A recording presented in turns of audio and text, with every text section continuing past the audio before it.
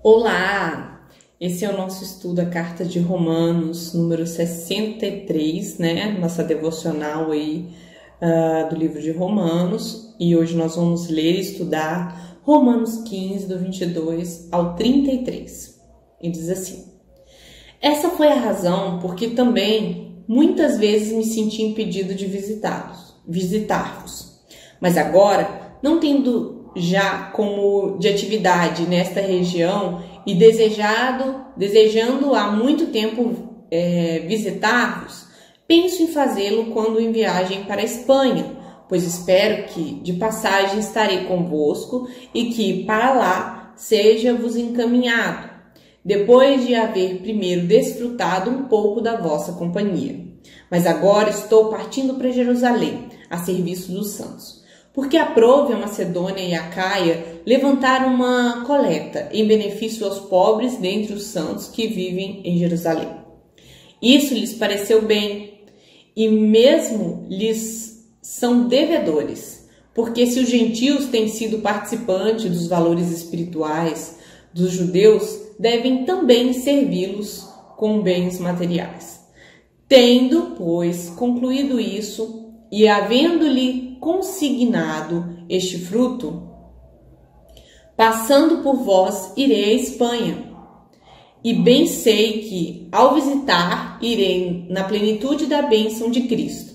Rogo-vos, pois, irmãos, que nosso Senhor Jesus Cristo, e também pelo amor do Espírito, que lute juntamente comigo nas orações a Deus a meu favor, para que eu me veja livre dos rebeldes que vivem na Judéia, e que este meu serviço em Jerusalém seja bem aceito pelos santos, a fim de que, ao visitar-vos, pela vontade de Deus, chegue à vossa presença com alegria e possa recriar-me convosco.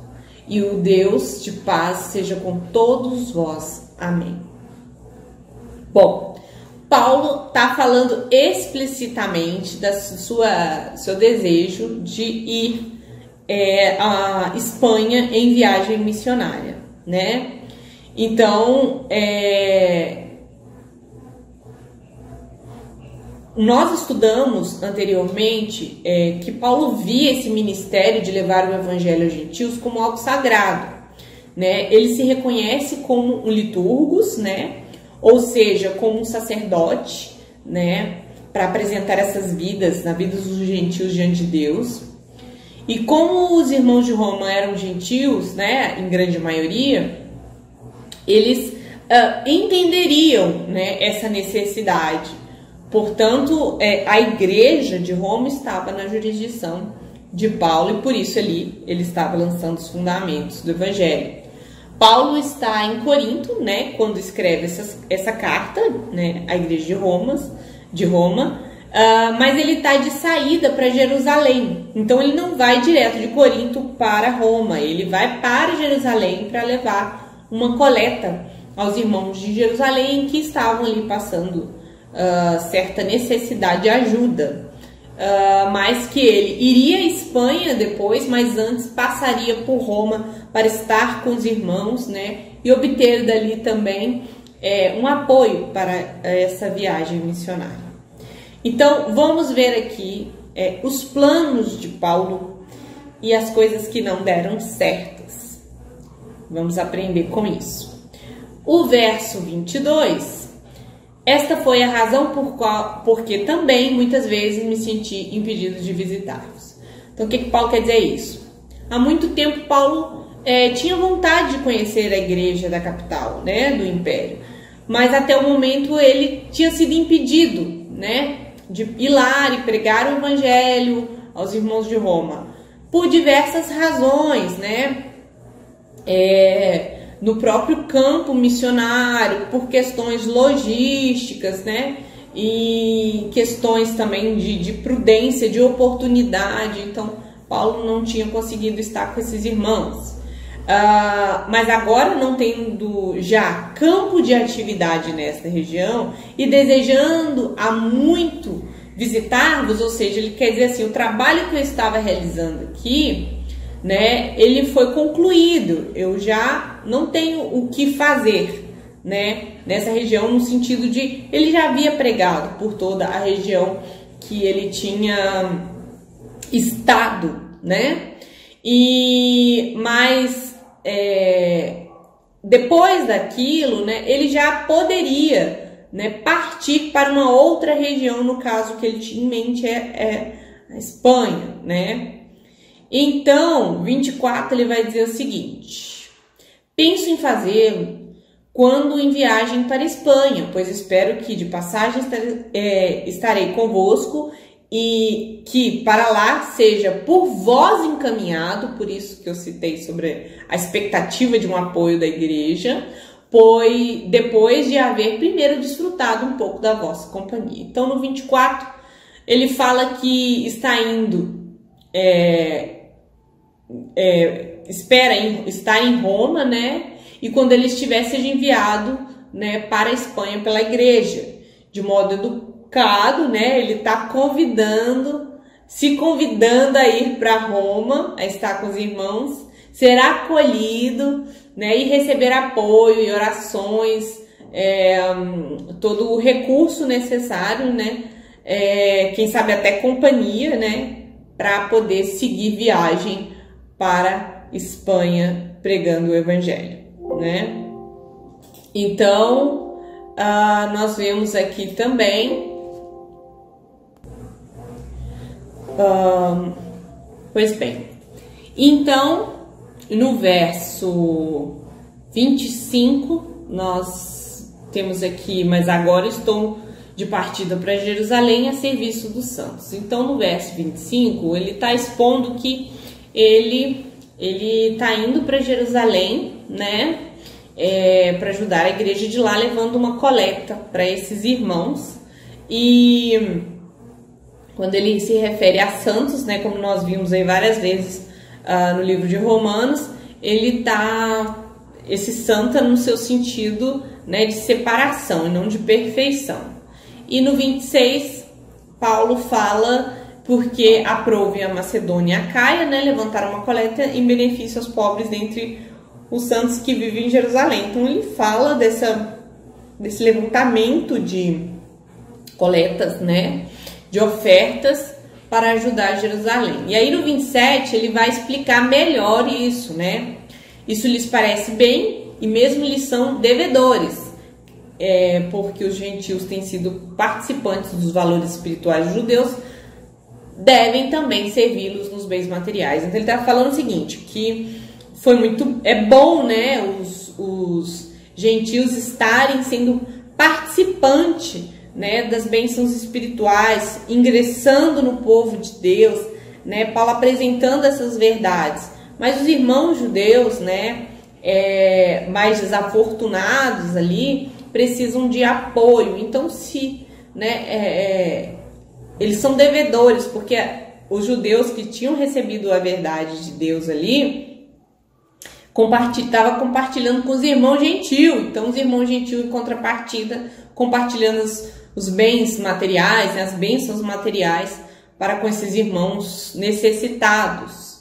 E no 28, tendo, pois, concluído isso, e havendo-lhes consignado este fruto, passando por vós irei à Espanha. Então ele está dizendo, né, desse plano de passar, né, por Roma, pela igreja de Roma, né, até que ele encontre o apoio necessário, né, para ir para a Espanha. Então é o que ele relata no 28. No 29 ele diz que: e bem sei que ao visitar-vos irei na plenitude da bênção de Cristo. Então a expectativa de Paulo ali, né, era com base em tudo que Deus já tinha feito de modo pleno, né, a abençoar os irmãos com a pregação do Evangelho no Senhor. Então essas eram as expectativas de Paulo, né? Esses eram os planos dele até o verso 29, né? E aí Paulo dá início a um pedido de oração para que esse plano que ele expôs, né, desse certo. Então ele inicia o 30 dizendo: rogo-vos, pois, irmãos, por nosso Senhor Jesus Cristo e também pelo amor do Espírito, que lute juntamente comigo nas orações a Deus a meu favor. Então, Paulo tinha um objetivo e nós também devemos ter objetivos nas nossas vidas, Todavia, não é só planejar para que, como ele, nós devemos entender que nossos planos devem ser apresentados a Deus em oração. Aqui ele suplica pelas orações dos irmãos e ele usa uma linguagem que o aproxima dos irmãos, que é o amor, no mesmo Senhor que nos une. Então Paulo vê a oração como uma forma de luta, e de estar junto, numa mesma empreitada, no mesmo objetivo, Então ele pede aos irmãos que orem e lutem em oração juntamente com ele, por esses planos que ele apresentou. E no verso 31, para que eu me veja livre dos rebeldes que vivem na Judéia e que este meu servo em Jerusalém sejam bem aceitos pelos santos, e que os meus serviços em Jerusalém sejam bem vistos pelos seus santos. Então, o que Paulo quer dizer isso? Ele está indo para Jerusalém e lá a maioria não é convertida. São judeus que o perseguem e, por isso, pede livramento dos rebeldes de Jerusalém. O outro pedido é que sua visita lá seja bem recebida, pois os judeus convertidos tinham alguns problemas de convívio entre os judeus e gentios que haviam se tornado cristãos, e essa oferta fosse uma forma mais de ajuda aos cristãos pobres, ou seja, que aproxime esses irmãos, Então havia essa resistência à pessoa de Paulo, que era vista pelos judeus não convertidos como um apóstolo da fé judaica. E aos irmãos convertidos, eles tinham um problema de convívio entre os irmãos gentios. E ali, ao receber a ajuda dos irmãos gentios, eles entenderem esse senso de unidade, de amor, e de povo único de Deus. Então, esses eram os pedidos de oração de Paulo. E no verso 32, a fim de que ao visitar-vos pela vontade de Deus, chegue à vossa presença com alegria e possa recrear convosco. Que ele quer dizer que essa visita dê tudo certo, para que ele possa chegar à igreja de Roma, para estar com eles, recrear com eles, ou seja, ter aquele momento com os irmãos de confraternizar, de estar junto, de partilhar. Então, esse terceiro pedido se dá à saída de Jerusalém de uma maneira tranquila, visto que ele sabia os perigos que o aguardavam em Jerusalém, Então ele pede uma boa viagem, para chegar bem em Roma e estar com os irmãos, se alegrando e celebrando com eles. Então, no verso 33, ele ora pelos irmãos, e que o Deus da paz seja com todos vós. Então é uma oração que ele entoa aos irmãos, finalizando aí com um amém. Então o que a gente viu aqui? Os planos de Paulo, os pedidos de oração de Paulo. Agora nós vamos ver como as coisas se deram de fato, Como nada aconteceu como Paulo queria. Havia uma desconfiança dos judeus convertidos acerca de quão gentil Paulo tinha se tornado. Então, pediram a ele, ao chegar em Jerusalém, que ele fizesse um voto e por 7 dias ao templo ir ao templo se purificar, e Paulo atendeu o pedido desses irmãos. E ao chegar no templo, eles se encontraram com os rebeldes da Judéia, a turma que conhecia ele da Ásia, e o reconheceu, Pegaram ele e o acusaram de entrar no templo com os gentios que o acompanhavam ali. Parece que ele estava acompanhado de Trófimo, que era grego, né? E isso trouxe todo esse conflito. Houve uma confusão, tumulto no templo, veio a guarda e a duras penas conseguiram livrar Paulo das mãos deles, pois os judeus queriam matá-lo. O tinham como inimigo do Estado, né? E de lá, Paulo vai para Cesareia e fica preso por 2 anos. E de lá, ele vai para Roma e fica preso mais 2 anos.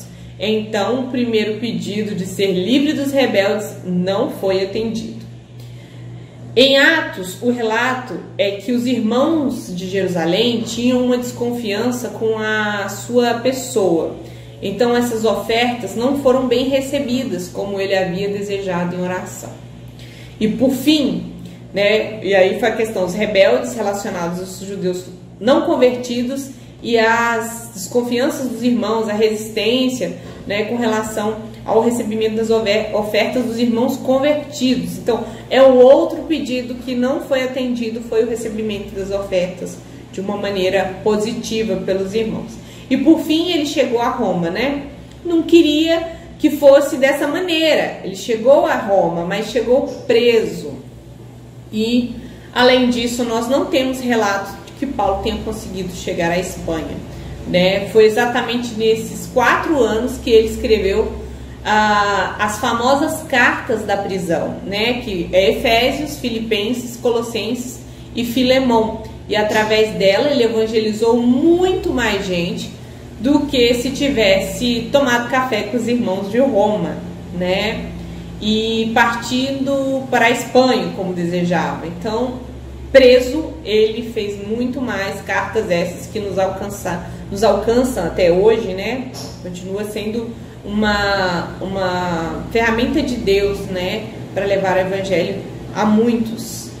Deus não deu o que Paulo queria, mas Deus deu algo muito maior do que ele poderia ter imaginado.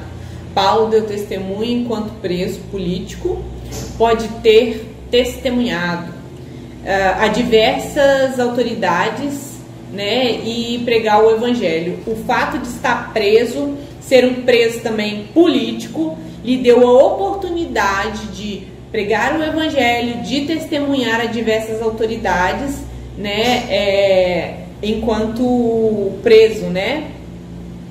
E inclusive ele vai falar saudando os da casa de César, né? Que se saúdam, são irmãos, né? Que converteram uma família, né? De uma autoridade ali de Roma, né? Vamos à aplicação então. Paulo é um dos maiores defensores da soberania de Deus, dos escritos bíblicos, mas isso não nos impede de fazer planos. Pelo contrário, devemos planejar da melhor forma e orar por isso, pedir oração aos irmãos pelos nossos planos, né? Pelos nossos alvos e ter estratégias para colocar em ação, né? Esses planejamentos. Foi o que Paulo fez, né? Tinha foco, tinha uma estratégia, tinha base bíblica para atuar daquela maneira, naquele sentido, né? Devemos ter orçamento, devemos calcular, devemos traçar metas. Mas depois de muito tempo, pode ser que entendamos o porquê as coisas não acontecem como nós esperávamos. Porque todo plano, ele tem uma expectativa em cima dele, né? Mas essa expectativa, apesar de ser algo que nós entregamos para Deus, confiamos em Deus, ela não pode ser baseada na sua execução perfeitamente, porque ela pode se dar de maneira diferente. No final das contas, o objetivo de Paulo era pregar aos gentios, e ele conseguiu ir muito mais longe do que a Espanha, né? Outra coisa que nós aprendemos nesse texto é que a oração é uma forma de luta, e não devemos lutar sozinhos, e é importante orar junto com nossos irmãos. Por isso é importante orar com os irmãos como o esposo, a esposa, né? E com os nossos irmãos também, né? É preciso aprender a contribuir generosamente. Nós vimos que essa igreja, elas se reuniram para ajudar os irmãos judeus, né, de outro lugar, né, e abençoar aqueles irmãos com recursos financeiros. Então, que a gente possa ofertar na casa de Deus e ajudar os necessitados, né, ter também ali parcerias de oração, né.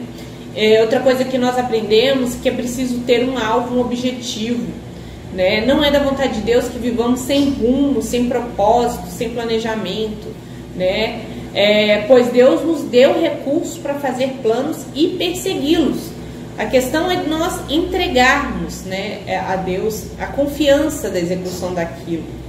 Temos pessoas que tiveram orações negadas e por isso chegaram à conclusão de que Deus não existe, quando Deus não nos atendeu, né?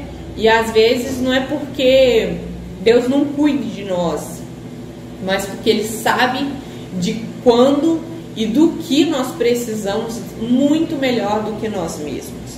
Paulo tinha ali um objetivo de alcançar a Espanha, obtendo o apoio dessa igreja, né, de Roma, uma igreja elogiosa, né? Mas na verdade as coisas se deram diferentes. O que Paulo pretendia, suas expectativas não foram atendidas, suas orações não foram ouvidas, né? E isso frustrou, né, o ministério e a expansão do reino, né? Os feitos de Paulo, né, de Deus através da vida de Paulo, de modo algum, foi sobremaneira maior. Então, às vezes nós oramos, nós fazemos planos e as coisas não acontecem como a gente gostaria, e nós precisamos entender que a soberania de Deus, ela está acima dos nossos planejamentos, dos nossos planos, dos nossos anseios. Primeiro é desejar e planejar coisas coerentes a um cristão, a um filho de Deus, né, a um pertencente a um reino espiritual, né? Então a gente não pode ter só planos materialistas, né? Na verdade, a gente tem que focar na eternidade, no reino de Deus. E, de acordo com a vontade do Senhor, as coisas vão acontecendo à maneira que o Senhor deseja.